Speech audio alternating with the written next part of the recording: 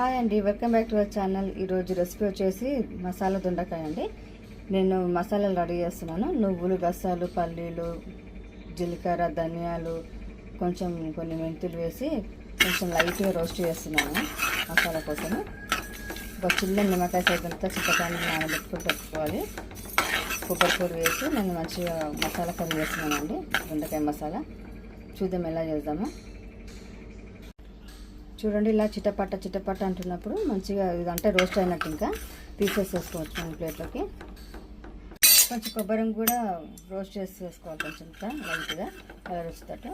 Light colour వచ్చేస్తుంది కదా, stove off చేసేసుకొని మొత్తం అన్నీ చల్లార్చుకొని మనం ఇప్పుడు ఇది మసాలా రెడీ చేసుకునేది, దొండకాయ మసాలాకి.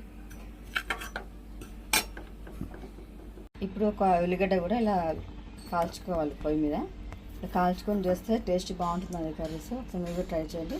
ఇలా ఒకసారి అంటే ఇళ్ళ నుంచి వాటర్ వచ్చి మంచిగా అంటే ఉల్లిగడ్డ అనేది మగ్గిపోవాలన్నమాట. మంచిగా వాటర్ అంతా బయటకు వచ్చి మనకి అర్థమైపోతుంది, కలర్ చేంజ్ అయిపోతుంది దాన్ని అనేది. అలా మంచి కలర్ చేంజ్ అయ్యేదాకా మంచిగా కాల్చి చల్లార్చుకోవాలి ఇది కూడా. ఇప్పుడు నేను దొండకాయ మసాలా ప్రిపేర్ చేస్తున్నా. ఇంతకుముందు రోస్ట్ చేసుకున్నాం కదా మసాలాని, ఫస్ట్ మనం పౌడర్ చేసుకున్నాక అందులో ఇప్పుడు మనము ఆనియన్స్ కాల్చిన ఒక చిన్న మీడియం సైజు ఆనియన్ని కాల్చి వేస్తున్నాను. ఇందులో వాటర్ వేసి పేస్ట్ చేసుకోవాలి. మనం చిన్న నిమ్మకాయ సైజు చింతపండు వేసి ఉప్పు, కారం అన్నీ వేసేసుకొని పేస్ట్ చేసేసుకోవాలి. మనం ఇప్పుడు చూడండి, ఇలా మంచి ఫైన్ పేస్ట్ చేసుకోవాలి మంచిగా. అది మసాలాలు వేసి ఉప్పు, కారము, పసుపు, అల్లం వెల్లుల్లి పేస్ట్, గరం మసాలా అన్నీ వేసేసుకొని ఇట్లా ఫైన్ పేస్ట్ చేసేసుకొని పక్కకు పెట్టుకోవాలి. మనం వెలిగించుకొని ఒక బాండీ పెట్టి అది వేడెక్కాక ఒక 3 పావులు నూనె పోసుకుందాం. నూనె వేడెక్కాక ఇలా జీలకర్ర వేసుకుందాం కొంచెం. జీలకర్ర మంచిగా వేగాక ఇందులో మనం పేస్ట్ వేసి పెట్టుకున్న మసాలా వేసుకుందాం. మసాలా పేస్ట్ వేసుకున్నాక మంచిగా కలుపుకోవాలి. ఇది మొత్తం పచ్చివాసన వేగాక మంచిగా ఫ్రై చేసేసుకోవాలి. మంచిగా ఫ్రై అయ్యి ఆయిల్ పైకి వచ్చేస్తుంది. అప్పటిదాకా మంచిగా ఇట్లా అడుగంటకుండా కలుపుకుంటూనే ఉండాలి. మంచిగా ఫ్రై అయ్యాక కొంచెం కరివేపాకు వేసుకోవాలి. చూడండి, మంచిగా ఫ్రై అయ్యి ఆయిల్ పైకి వస్తుంది కదా. ఇప్పుడు మనం దొండకాయలు వేసుకుందాం. దొండకాయలు వేసుకొని కలుపుకుందాం. దొండకాయలు ఇలా మధ్యలో మనం మసాలా వంకాయకి ఎలా కట్ చేస్తామో అలా కట్ చేసుకొని వేసుకోవాలి. పొడి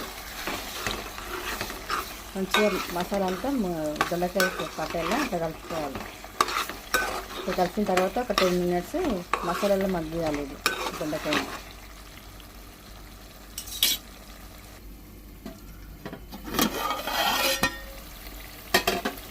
టెన్ మినిట్స్ ఇలా మగ్గాక ఇప్పుడు మనం ఇలా కొంచెం లైట్గా ఉప్పు కారం అలా యాడ్ చేద్దాం. ఇంతకుముందు నేను పేస్ట్ చేసాను కదా, ఓన్లీ పేస్ట్ వరకే.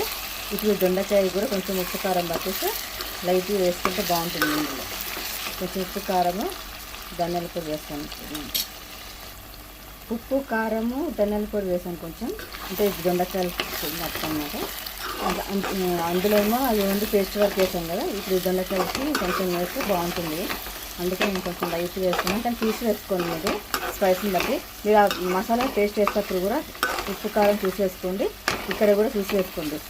ఇక్కడ మరి మీరు ఎక్కువ వేసేసుకున్నారు అనుకో, ఎక్కువ వచ్చినాయి అన్నమాట, తినలేము. మళ్ళీ చూసి వేసేసుకుని మీకు స్పైసీ ఎంత కావాలంతగా రుచిని బట్టి. ఇప్పుడు ఉప్పు, కారం వేసిన తర్వాత కొంచెం 5 మినిట్స్ అట్లా మగ్గించిన తర్వాత మనం వాటర్ వేసుకోవాలి గ్రేవీ కోసం. నేను ఇప్పుడు గ్రేవీకి మట్టుకు వాటర్ వేస్తున్నాను, ఎందుకంటే దొండకాయ తొందరగా మగ్గిపోతుంది కదా. ఎక్కువ వాటర్ ఎక్కువ అవసరం లేదు, కొంచెం గ్రేవీ పట్టుకుంటే చాలు. ఒక 2 గ్లాసులు నీళ్ళు పోస్తే సరిపోతుంది. వాటర్ వేసిన తర్వాత మూత పెట్టి కొద్దిసేపు ఒక 20 మినిట్స్ వదిలేసేయాలి. అలా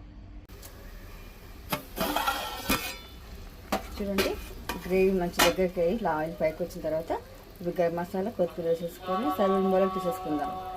గ్రేవీ దగ్గరికి చిక్కబడిందాక ఇందులో గరం మసాలా, కొత్తిమీర వేసుకొని ఒక 5 మినిట్స్ పెట్టేసి సర్వింగ్ బౌల్కి తీసేసుకోవడమే. రెడీ టు ఈట్ అండి. ఇంకా గరం మసాలా, కొత్తిమీర వేసినాక కలుపుకొని ఒక 5 మినిట్స్ అట్లా కొంచెం ఎందుకంటే కొంచెం లిక్విడ్గా ఉంది కదా, ఒక 5 మినిట్స్ పెట్టేస్తే కొంచెం దగ్గరికి అవుతుంది.